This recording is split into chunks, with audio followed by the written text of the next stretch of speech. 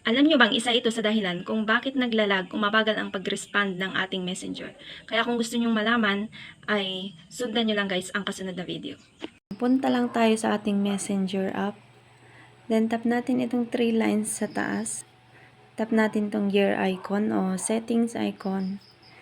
Then scroll up. Tap see more in account center. Then dito guys, tap natin tong your information and permissions. Tap search history. And tap clear all searches para mabura lahat na searches natin sa messenger. Then tap clear all searches. Ngayon, kung gusto niyo naman na naka-automatic na magki-clear yung searches natin, tap natin tong keep searches for. Then dito guys, pumili ka kung gaano katagal i-store ni Meta ang ating mga searches. Pwede nyong i-try itong 3 days, 7 days. So tap natin itong 7 days.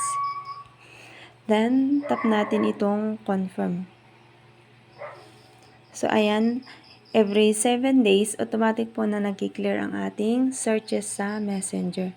So back po tayo. Then, long press natin tong ating messenger. Tap natin itong app info para i-clear ang ating cache sa ating messenger.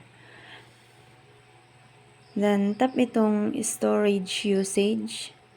Clear cache.